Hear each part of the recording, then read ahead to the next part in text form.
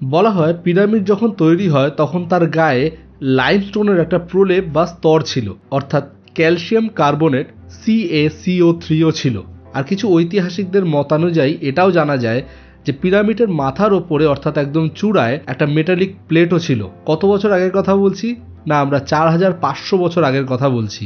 Limestone basically এক রকমের source of calcium oxide, যা স্টিল ম্যানুফ্যাকচারিং, ওয়াটার পিউরিফিকেশন আর treatment, mining, paper production ইত্যাদি বিভিন্ন জিনিসে সাহায্য করে থাকে। কিন্তু সমস্যা হয়ে দাঁড়িয়েছে এটাই যে বিভিন্ন রকমের থিওরি আমরা পেয়ে থাকি যেগুলো বিভিন্ন রকমের মত আমাদের দিয়ে থাকে, কিন্তু আদৌ সেগুলো সব সত্যি? সন্দেহ তো থেকেই যায়।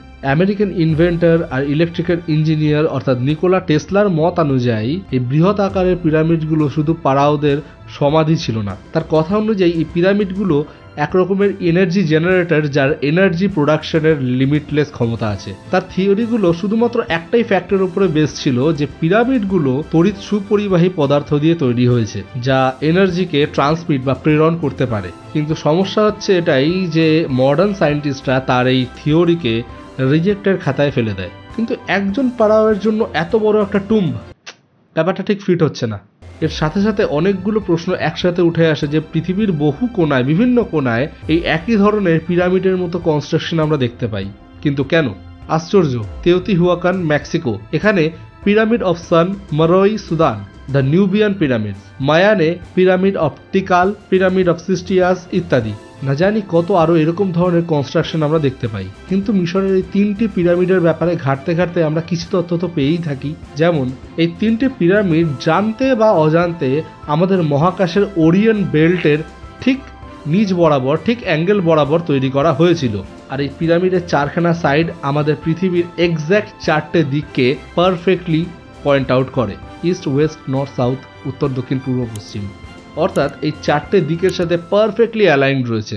তো ভিডিওর প্রথমেই আমরা যে লাইমস্টোনের কথা বলেছিলাম, সেই লাইমস্টোন প্রধানত দু রকমের, একটা হচ্ছে ইয়েলো লাইমস্টোন আর একটা হচ্ছে হোয়াইট লাইমস্টোন।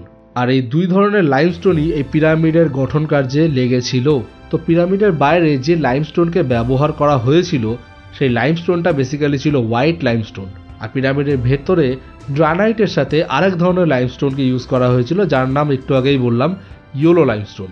ইয়েলো লাইমস্টোন অনেক পরিমাণে ইউজ করা হয়েছিল আর খুব সহজেই তখন পাওয়া যেত, কারণ যেখানে পিরামিড তৈরি হয়েছিল তার আশেপাশেই কোথাও একটা এই ইয়েলো লাইমস্টোনের মাইন ছিল।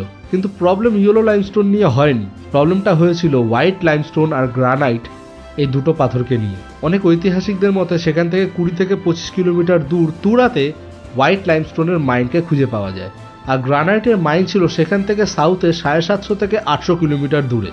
তো এবার ব্যাপারটাকে আস্তে আস্তে গুছিয়ে নিয়ে আসা যাক। রিসেন্ট এক রিসার্চের মাধ্যমে জানা গেছে যে পৃথিবীর সবথেকে বড় নদী অর্থাৎ নাইল রিভারের আরও একটা ব্রাঞ্চ ছিল, যে ব্রাঞ্চটা এখন আর এক্সিস্ট করে না, যার নাম ছিল আরহামাত ব্রাঞ্চ। আর এই আরহামাত ব্রাঞ্চ প্রায় 4500 বছর আগে ঠিক এক্স্যাক্ট এই লোকেশনের উপর দিয়ে প্রবাহিত হতো, যেখানে এখন আমরা পিরামিডকে দেখতে পাই। ভেবে দেখো যে এতগুলো বছর আগে, প্রায় 4500 বছর আগে, এমন কোনো প্রযুক্তি আশা করি তারা ব্যবহার করতে পারেনি যার মাধ্যমে সেই 800 কিলোমিটার দূর থেকে তারা 2 টনের পাথরকে কেটে নিয়ে আসতে পারবে। আর এখানেই সেই সম্ভাবনা খুঁজে পাওয়া যায় যে এই নদীর দ্বারাই সেই গ্রানাইটের মাইন থেকে অত বড় বড় পাথরকে কেটে আনা হয়েছিল। কিন্তু আরও একটা ফ্যাক্ট আজকে আমরা জানবো, সেটা কি? সেটা হলো এই পিরামিডে ব্যবহৃত যে 2 ধরনের লাইমস্টোন ছিল সেগুলোর সম্বন্ধে। এই লাইমস্টোনের মধ্যে থাকা সোডিয়াম ক্লোরিন আর সালফারের মিশ্রণ বা কণাগুলি আনব্যালেন্সড হয়ে আছে, অর্থাৎ প্রতিটা ব্যবহৃত পাথরের মধ্যে সোডিয়াম ক্লোরাইড আর সালফারের পরিমাণ এক নয়, ইরেগুলারভাবে রয়েছে। কিন্তু বিজ্ঞানীদের মতে যেই মাইন থেকে এই পাথরগুলোকে কেটে আনা হয়েছে সেখানে সোডিয়াম ক্লোরিন আর সালফারের কণাগুলো একেবারে ইভেনলি ব্যালেন্সড রয়েছে। তাহলে এরকম হওয়ার কারণ কি? তো এখানে 2 ধরনের সম্ভাবনা রয়েছে। হয়তো তারা মাইন থেকে সেই পাথরগুলোকে ভেঙে ডাস্ট হিসেবে পিরামিডের এক্স্যাক্ট লোকেশনে নিয়ে আসে, আর সেখানে একটা ছাঁচের মাধ্যমে একই ধরনের পাথর বানিয়ে আর একই ওজনের পাথর বানিয়ে তারা সেখানে পিরামিডকে তৈরি করে। আর না হলে লাইমস্টোনের ডাস্টের সাথে অন্যান্য বিভিন্ন ধরনের এলিমেন্টকে মিশিয়ে সেই ছাঁচে ফেলে আর একই ওজনের আর একই শেপের পাথরকে বানিয়ে সেখানে পিরামিড তৈরি হয়। অর্থাৎ এই পাথরগুলো হয়তো ম্যানমেড ছিল।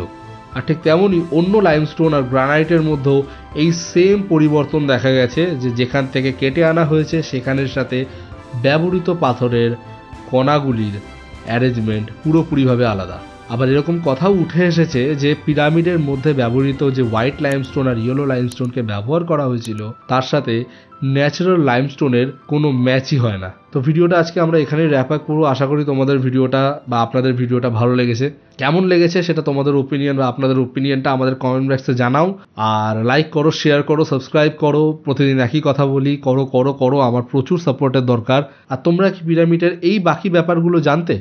যদি জেনে থাকো তাহলে আমাদের কমেন্ট বক্সে জানাও। আর যদি এর থেকেও বেশি ইনফরমেশন তোমাদের কাছে থাকে আমাকে কমেন্ট বক্সে জানাও। সো দেখা হচ্ছে আবার পরের ভিডিওতে।